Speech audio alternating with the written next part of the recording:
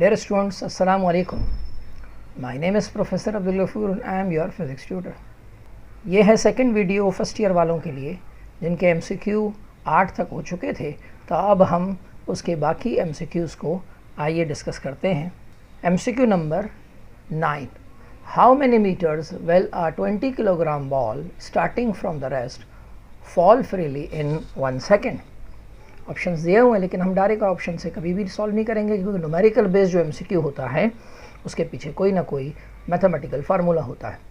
तो पहले हम देखते हैं कि हमें फ्री फॉल मोशन में VI 0 है, ऊपर से फॉल कर रहा है, तो VI 0 का मतलब है कि हम डिस्टेंस मालूम करेंगे। हाउ मैनी मीटर्स का मतलब डिस्टेंस मालूम करना है।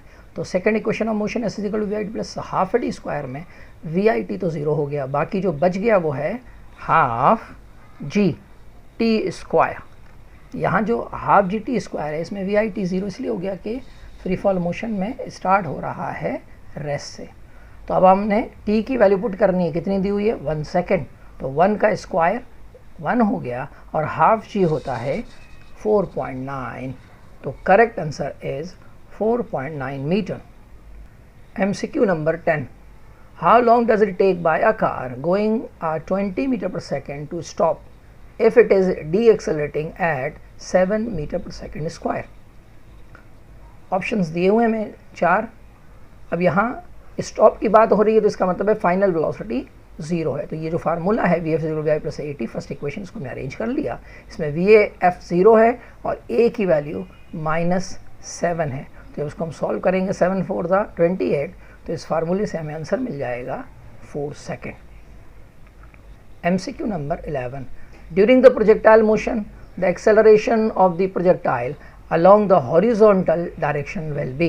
हमें मालूम है कि प्रोजेक्टाइल की जो मोशन होती है उसमें सिर्फ एक ही फोर्स एक्सर्ट करती है और वो होती है ग्रेविटेशनल फोर्स। हॉरिजॉन्टल फोर्स नहीं है, तो न्यूटन का सेकंड लॉ हमें कहता है कि जब कोई फोर्स ना हो तो वहाँ, जहाँ कोई नेट फोर्स ना हो तो वहाँ कोई एक्सेलरेशन भी नहीं होता। तो प्रोजेक्टाइल का जो हॉरिजॉन्टल एक्सेलरेशन है वो तो 0 होता है, तो आप देखें आंसर में भी आपको 0 मिल जाएगा, तो करेक्ट आंसर इज 0। कुछ स्टूडेंट्स ने इसको वेलोसिटी समझ लिया इसीलिए उन्होंने सेम लिखा होगा, तो यहाँ वेलोसिटी नहीं है, बाज़ MCQ में यहाँ वेलोसिटी होती है तो उसका आंसर सेम होगा, लेकिन यहाँ चूँकि एक्सेलरेशन है तो वर्टिकल एक्सेलरेशन होता है प्रोजेक्टाइल में, हॉरिजॉन्टल तो होता ही नहीं क्योंकि वहाँ कोई फोर्स नहीं होती। MCQ number 12. If a projectile is launch at 45 degree with a velocity of 100 meter per second, it hits the target. It will have double the range if its velocity is. ये इसको it's पढ़ा जाएगा। तो अब हमारे पास जो 4 option दिए तो हमें शायद ये लग रहा है कि डबल का मतलब है डबल ही कर दो, ठीक है, या इसको स्क्वायर कर दो, जबकि ऐसा नहीं है। हम पहले फार्मूले की तरफ जाएंगे।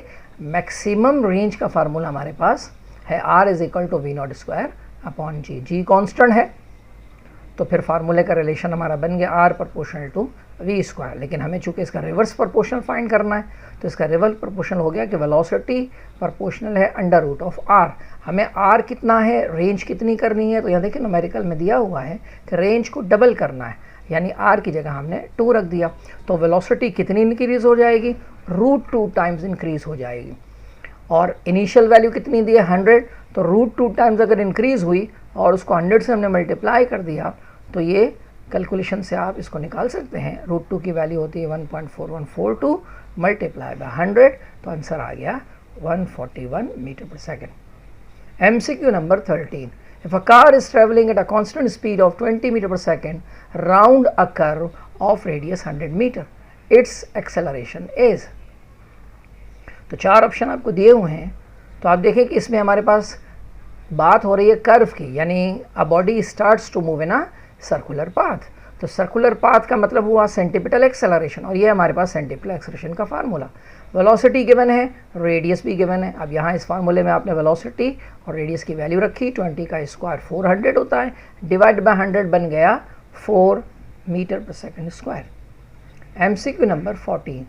The forces which have a couple की डेफिनेशन हमारे पास मौजूद है कि 2 equal forces which are opposite but not acting on a line is called couple. तो उसके अकॉर्डिंगली पहले MCQ को देखें तो आधी बात तो लिखी है, ठीक है, पैरेलल होनी चाहिए, लेकिन वो तो एंटी पैरेलल होती हैं, तो ये बात गलत हो गई। परपेंडिकुलर तो हो ही नहीं सकती जब एंटी पैरेलल होती हैं। और आप दोनों फोर्सेस को सिंगल फोर्स के साथ रिप्लेस नहीं कर सकते, क्योंकि अगर वो सिंगल फोर्स बन गई तो फिर वो टॉर्क कपल का टॉर्क नहीं होगा और वो ना ही कपल कहलाएगा। तो correct answer is can not be replace by a single equivalent force. MCQ number 15.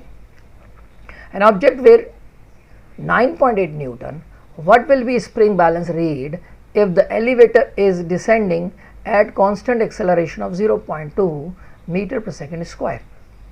Wait आपको गिवन है और हमें मालूम है कि वेट अगर 9.8 है तो W=mg के मुताबिक उसका मास 1 किलोग्राम होगा। ठीक है, हम इन ऑप्शंस को नहीं देखेंगे जब तक हम इसको सॉल्व ना कर लें। और जबकि एलिवेटर कहाँ जा रहा है, डिसेंडिंग यानी नीचे आ रहा है, तो जब एलिवेटर नीचे आ रहा होगा और वो भी एक्सेलरेशन के साथ, तो हमारा फार्मूला ये हो जाता है। 4 एलिवेटर के केस हम डिस्कस करते हैं चैप्टर 6 में, तो ये उसका डिसेंडिंग वाला केस है कि द अपरेंट वेट डिक्रीजेज, यानी W में से हम MA को माइनस कर देंगे। तो W दिया हुआ है 9.8, मास इसका 1 किलोग्राम है, क्योंकि 9.8 डिवाइड बाई 9.81 होता है, जबकि एक्सेलरेशन 0.2 दिया हुआ है। तो 9.8 में से हमने 0.2 माइनस कर दिया, तो ये आंसर आ गया 9.6। अगर ये असेंडिंग होता तो यहाँ प्लस होता और फिर आंसर 10 हो जाता, लेकिन चूंकि यहाँ डिसेंडिंग है तो वेट हमें पता है डिक्रीज होता है।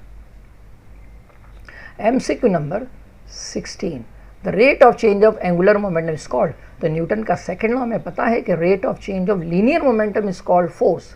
तो similarly rate of change of angular momentum is called torque. तो सिंपल सा बेसिक स्टेटमेंट का MCQ था। MCQ number 17, above the surface of the earth, if we go to the distance equal to the radius of earth, the value of G will become। 4 option दिए हैं। G find करने के लिए हमारे पास formula है G=gme upon R square. अगर surface की बात की जाए तो यहाँ RE स्क्वायर होगा, और अगर सरफेस से ऊपर बात की जाए तो यहाँ R स्क्वायर होगा। तो आप देखिए कि हम कितना ऊपर गए हैं ज़मीन से, जितना उसका RE है। तो सेंटर से डिस्टेंस इसका सरफेस तक RE है और इसके ऊपर भी एक RE हो गया, तो टोटल डिस्टेंस जो इसका सेंटर का बन गया वो 2R बन गया। अगर मैं इस 2R को रखूं और बाकी सब कांस्टेंट को हटा दूं तो सिंपली ये हो गया 2 का स्क्वायर। याद रहे कि यहाँ एक कांस्टेंट आएगा GE यानी 9.8, लेकिन चूंकि हमें वो कांस्टेंट को साइड पर रख दिया, सिर्फ न्यूमेरिकल वैल्यू ली है, तो 1/2 का स्क्वायर होता है 1/4 और इसका आंसर हो गया 1/4। MCQ number 18, there are 2 small masses A and B. Mass of A is 10 times as great as that of B. The A attracts B with a force of 50 Newton, then B attracts A with a force of। अब यहाँ simply हमें मालूम है Newton's third law, to every action of force there is equal and opposite reaction of force. अगर body A attract करती है B को 50 newton के साथ, तो बॉडी B भी A को अट्रैक्ट करेगी 50 न्यूटन के साथ, बस डायरेक्शन का फ़र्क होगा, मैग्नीट्यूड सेम होगी। तो correct answer is 50 newton. MCQ number 19, artificial gravity can be supplied by which of the following ways so that normal force of a gravity can be generated for the astronaut bye.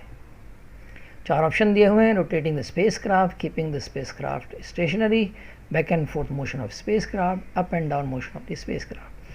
क्योंकि हमें मालूम है कि artificial gravity produce करने के लिए spacecraft में एक सेंट्रीफ्यूगल एक्सेलरेशन प्रोड्यूस करना होता है, उसके लिए उसको रोटेट करना ज़रूरी है। तो artificial gravity can be generated by spinning the satellite about its own axis. तो the correct answer is rotating the spacecraft. MCQ number 20, 1 horse power is equal to. 4 option दिए हैं। सिंपल मेमोराइजेशन बेस्ड क्वेश्चन है कि 1 horse power की value 746 watt के बराबर होती है। तो रे स्टूडेंट्स, ये थे हमारे MCQ 20 तक पार्ट 2 की। बाकी MCQ इंशाल्लाह हम पार्ट 3 में लास्ट वाले पार्ट में कवर करेंगे। रे स्टूडेंट्स, फिर मिलते हैं अगली वीडियो में। अल्लाह हाफिज़।